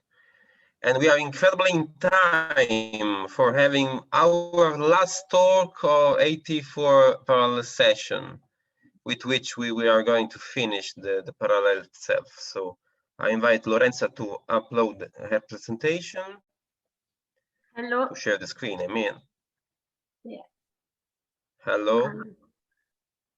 Okay. You are the last one, so like a cake. Okay. Just a moment. Can you see the screen? Yes. Okay. Oh, Okay. So please. So, okay, during this presentation, I will talk about the astrophysical constraint obtained by computing the red and blue shifts for different gravitational sources in spherical and axisymmetric space-time. Un momento perché no. Okay. In the first part, I will describe the main features of the method, showing how red and blue shifts are characterized. Then I will apply it to the simplest axisymmetric space-time based on the Diploid-Vorkis metric. The aim is to model astrophysical objects such as neutron stars and white dwarf by means of such a metric. Afterward, I will switch to the spherical symmetry based on the de Sitter metric. In such a case, differently on the astrophysical case, the aim is to work out cosmological scenarios and to compute red and the blue shifts by fixing the cosmological constant from Planck's measurements. And finally, I will show our numerical results, conclusions, and perspectives of this work. Reconciling low with high gravitational energy scales remains an issue that is not fully explored so far by merely looking at current astrophysical data. But probing general relativity at both short and large distances with arbitrary accuracy is simply for guaranteeing the validity of general relativity at different energy scales. For instance, at primordial times, the increase of gravitational energy could break down general relativity expectations, requiring the existence of quantum gravity, but a conclusive approach to quantum gravity does not exist yet. On the other hand, at infrared energy domains, unknown ingredients, namely dark energy and dark matter, dominate over the other spaces, suggesting Einstein's gravity extensions likely requiring new physics behind general relativity. And these two energy domains are somewhat not fully matched to each other, and a possible explanation for such a problem could be attributed to the convoluted cosmic tensions. Furthermore, the small number of data points severely limits our matching. Constraining Einstein's gravity at different scales can lead to groundbreaking discoveries, and as a possible example of technique that could be used for both low and high energy domains, we propose the red and blue shift. It is based on local position invariance and precision tests along which red and blue shift measures between two identical clocks, regardless the clock structures, play a crucial role in bounding how time intervals change in presence of gravity. And this technique does not involve the field equations, but only the space-time symmetries. So let us consider the simplest metric describing a rotating axially symmetric space-time in spherical coordinates. Here, metric components are function only of r and theta, and let us indicate with Re the photon's emitter position and with Rd the photon's detector position. So this is the for velocity. This is the for velocity of the emitter, and this one the for velocity of the photon's detector. And since these four vectors refer to massive objects, the normalization condition is this one. Analogously, this is the photons for velocity, and this one the normalization condition for massless objects.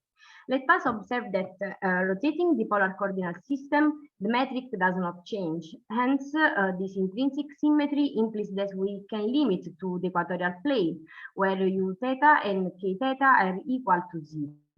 And furthermore, we assume that the emitter and detector orbits are circular, and this simply also u are equal to 0. So we have these four velocity vectors. Metric components are independent from the variables t and phi, and therefore there are two commuting Killing vector field, the time-like field and the rotational one.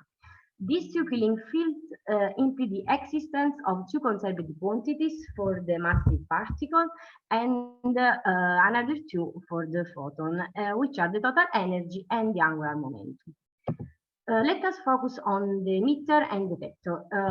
From these two equations, we can rewrite the components of the velocity vector in terms of energy and angular momentum. And by substituting them into the normalization condition, we get the energy conservation law. To be stable, orbits must satisfy two conditions. The first requires that the first derivative of the potential with respect to the radial coordinate is 0. And the second, the existence of the potential minimum. Here, the equality only holds for spherical symmetry. Now we have all the ingredients to determine red and blue shifts of the emitted photon. First, we define the photon's frequency in a given point P in this way, and then the ratio between the frequency of the photon at the emission point and the frequency of the photon at the detection point is the photon frequency shift. And here we have introduced the apparent impact parameter. And let us focus on B. Of course, B depends on the photon path. Then a value of B as a function of R must be determined. But the idea is that frequency shifts yielding maximum and minimum values correspond to photons emitted with initial velocities collinear to the source velocity. And this amount to require also Kr equal to 0 at the emission point. Therefore, this definition of B, together with this condition and with the conserved quantities of the photon, gives two expressions for the impact parameter. And here, this sign depends on whether the photon is emitted by a receding or an approaching object with respect to a distant observer. And hence, these expressions for B are related to the red shift and the blue shift once we substitute them into the equation of the frequency shift. So we have the red shift and the blue shift, and here omega is the angular velocity of a detector located far away from the photon source.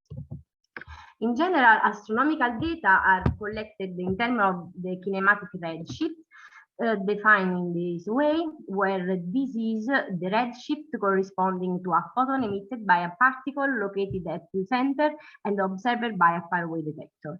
And for this reason, we rewrite the red and the blue shift determined before in this way. Now we want to apply the method of getting a red and blue shift to the Z-Poivorkis metric. This is the metric in spherical coordinates, and delta is a free parameter which can vary into three possible ranges. Let us notice that the limiting case where delta tends to 1 provides the Schwarzschild metric, whereas the limit for delta which tends to 1/2 could show critical effects. However, we are focused on regular objects such as neutron stars, white dwarf, and solar system configurations, and so we do not expect any critical region over delta and or red or blue shifts as we effectively get later. Furthermore, K is the ratio between the mass of the gravitational field and the delta parameter. For the Z-Poivorkis metric, these are the conserved quantities of the emitter and detector. This is the impact parameter, and this is the angular velocity of the detector. Regarding the orbit stability condition for the Z-Poivorkis metric, the second derivative with respect to R is always 0. And since this is a quasi-spherical spacetime, we can assert that all orbits are stable. Finally, we get the expression for zeta 1 and 2 in the Z-Poivorkis spacetime. Here, the subscripts are referred to a co-rotating and counter-rotating motion between the source and the detector, which rotate with angular velocity omega. And let us observe that zeta 1 is equal to minus zeta 2 in both the co-rotating and counter-rotating cases, regardless of the mass that generates the gravitational field. Now we are going to analyze the variation of zeta 1 and zeta 2 as function of the position of the detector with respect to the position of the emitter in the co-rotating and the counter-rotating configurations. And this would have to determine the intervals of validity for the Z-Poivorkis free parameters when this metric is applied to astrophysical situations. Our analysis is based on different gravitational field sources. The first one is a neutron star in the maximally rotated configuration, corresponding to an high gravity regime. As we can see from the plots, the variation of zeta 1 and zeta 2 as a function of the distance depends stronger on delta. For this reason, we choose three values of delta, one for each range, and the very impressive part is the very small changes within the interval 3/4 1000. So here and here. And this suggests a limiting regime between this interval being compatible with the theoretical bounds over delta that exclude the repulsive effects of gravity. The second gravitational field source is a white dwarf in the maximally rotated configuration corresponding to an intermediate gravity regime.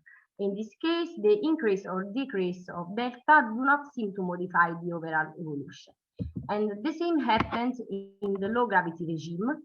Here we consider Earth and Mars as distinct gravitational sources as separate cases. And also in this case, the variation of delta does not modify the overall evolution. The fact that delta is as larger as one approaches higher gravity regimes is clear even from a theoretical point of view. In fact, as one approaches regimes of low gravity, any quadrupole deviation is very small, and so one can approximate those configurations with a spherical symmetry without losing generality. And let us stress that for delta equal to 1 over 2, in all the analyzed gravity regime, we do not obtain critical values of zeta as expected. Now we repeat the analysis for the Schwarzschild Sitter metric, which corresponds to a spherical symmetry space-time with an effective cosmological constant. For this fundamental property, the metric can be used for cosmological applications to infer bounds on rand and blue shift fixing lambda. Again, these are the conserving quantities for the emitter and the detector. This is the impact parameter, and this is the detector angular velocity. And the last thing to check is the orbit stability. This time, the second derivative of the effective potential with respect to r is this, and therefore we have to study this condition for every single gravitational field source. Finally, we get the expression for zeta1 and zeta2 in the Schwarzschild Sitter spacetime in the co-rotating and counter-rotating cases. Again, zeta1 is equal to minus zeta2 in both the configurations of motion, regardless of the mass that generates the gravitational field. And in analogy to our previous treatment, for the Schwarzschild Sitter metric, we analyze the variation of zeta1 and 2 as function of the position of the detector with respect to the position of the emitter. In the co-rotating and in the counter-rotating case, we use the same gravitational field sources, but this time we fix the value of lambda by considering it as the cosmological constant. In particular, we choose the lambda value measured by the Planck collaboration. So this is the case of the neutron star, that is the high gravity regime. And from the plots, we observe that the Schwarzschild Sitter metric seems to match the Zipovsky solution when, in this last case, the quadrupole increases. Furthermore, in both cases, the values got by zeta1 and zeta2 reach a plateau as d becomes larger than 0, and this indicates the strong gravity regime of neutron stars as expected. This is the case of the white dwarf. That is an intermediate gravity regime. From these plots, we observe that for both the setup of Schwarzschild Sitter and Zipovsky spacetime, we encounter the same behaviors. And furthermore, in both cases, the values got by zeta1 and zeta2 reach a plateau as d becomes larger than 3. Finally, the case of Earth and Mars as gravitational field sources in the solar system, that is a low gravity regime. Also, in this case, there is a matching between the Schwarzschild Sitter solution and the Zipovsky one. In this slide, I have summarized what we have just said for the high and intermediate gravity regime. Regarding the low gravity regime, we want to compare the theoretical results with the experimental ones deriving from the laser ranging missions. Generally, laser ranging is a technique that gets a measure of the round trip time of a laser fired by a ground station, received by a cube corner retroreflector on a satellite, and reflected back to the station. In this work, we analyze the lunar laser ranging and the satellite laser ranging. Moreover, we propose ex novo an experiment to get feasible red and blue shift ranges, that is Mars-Phobos system. In every laser ranging experiment, it is important to take into account the relative motion between the laser source and the retroreflector, and this causes an angular deflection of the laser beam, also called velocity aberration, defined in this way. The term in the square brackets represents the relative velocity between the laser source and the retroreflector. We are going to use the velocity aberration and the laser wavelength to determine the red and the blue shift through the relativistic Doppler effect in the equatorial plane. and thus one immediately determines the required zeta through the standard formula.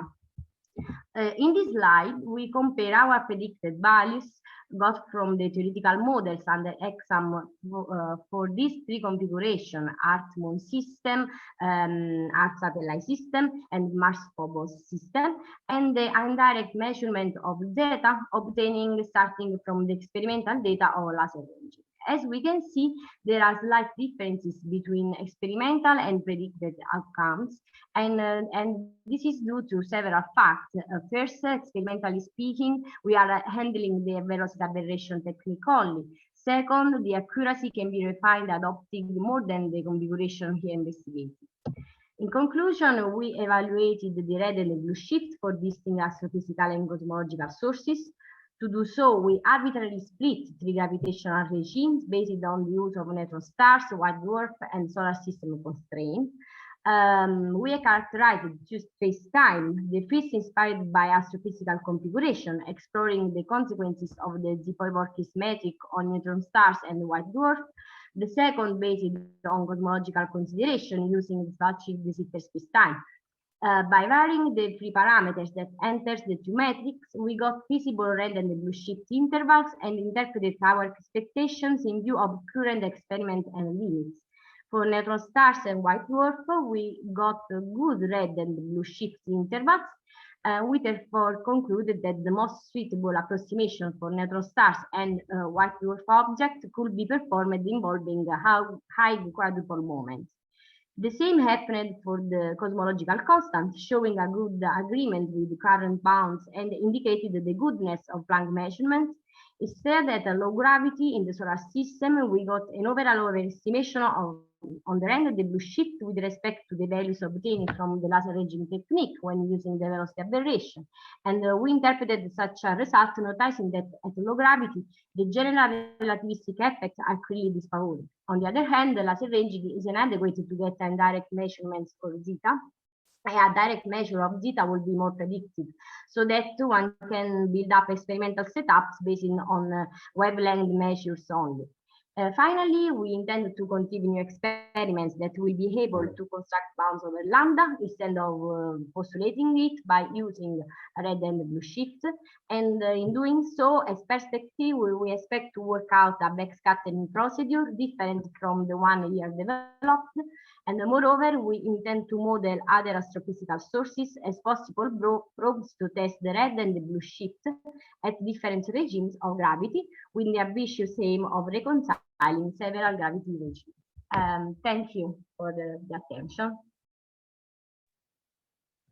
Okay, thanks. Very nice presentation. So, questions to Lorenza?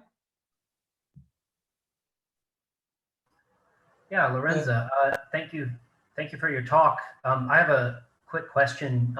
Can you tell me what your conclusions were with respect to the gamma space-time, the Zipovy-Borkis metric? What did you conclude about the perturbation delta? Were you able to get to any results? Okay. I can say that the results of data of Zipovy-Borkis space-time are significant for massive objects as the neutron stars, because only with the neutron stars we observe a variation of data depending on delta, while for white dwarf and solar system planets, the variation of delta are not affected by the variation of delta, and this is the nature of the gravity in the strong field regime. And another aspect is that, as we have seen for the neutron stars, there is an interval of delta. I share the slide. Okay, there is this interval of delta between 304 and 1000, in which the red and the blue shift values very slightly, and this suggests a limiting regime between this interval, excluding repulsive effects of gravity.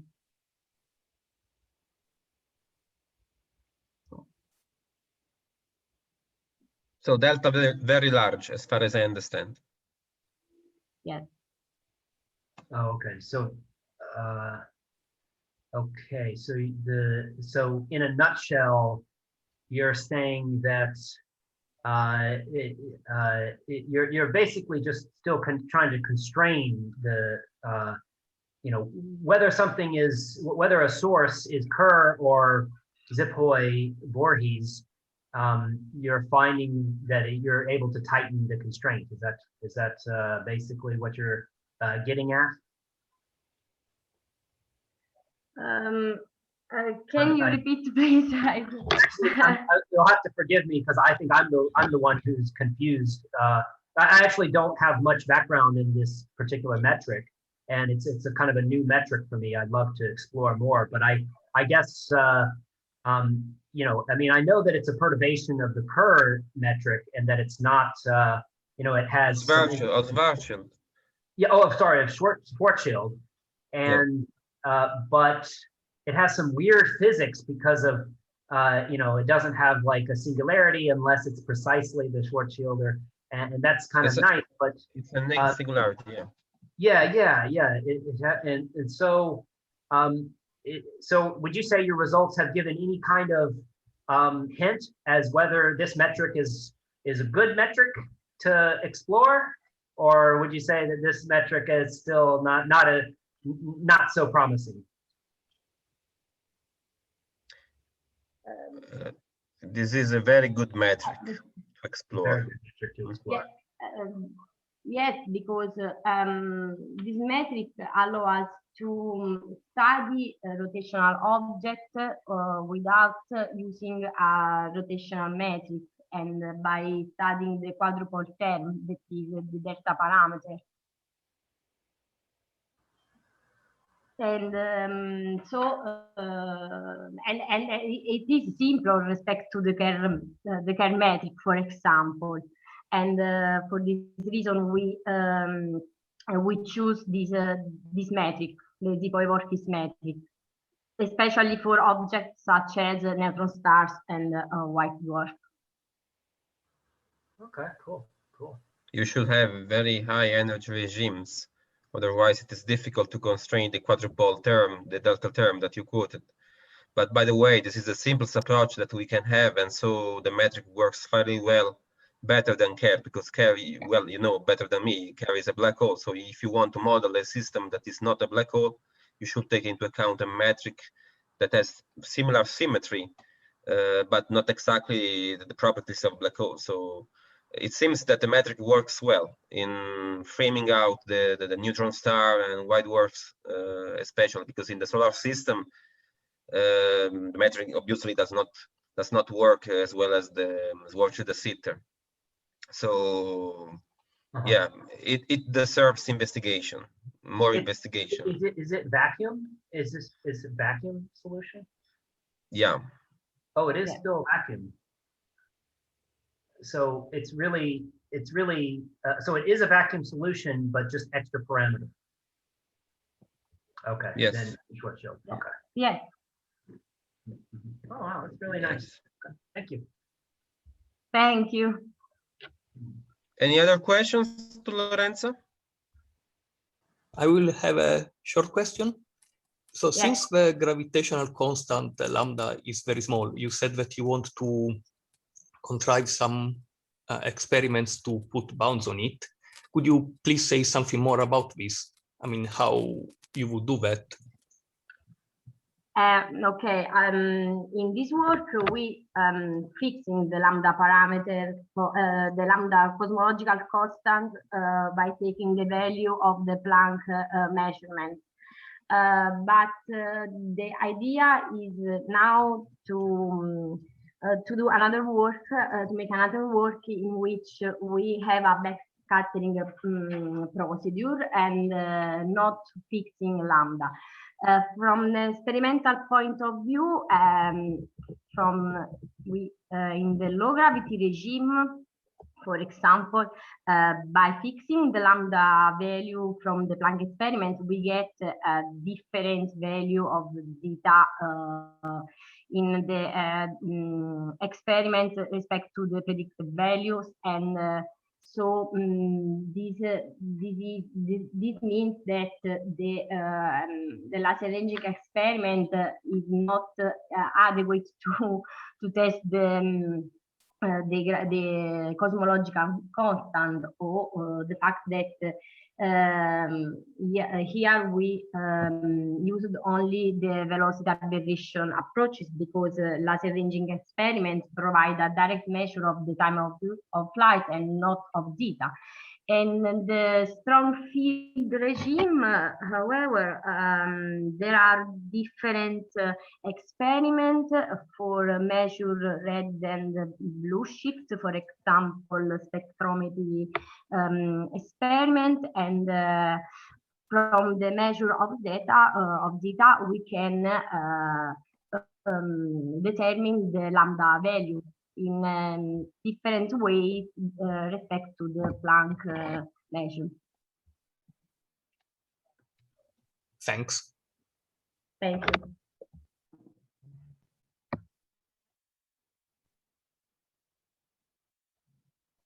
Okay, so other questions?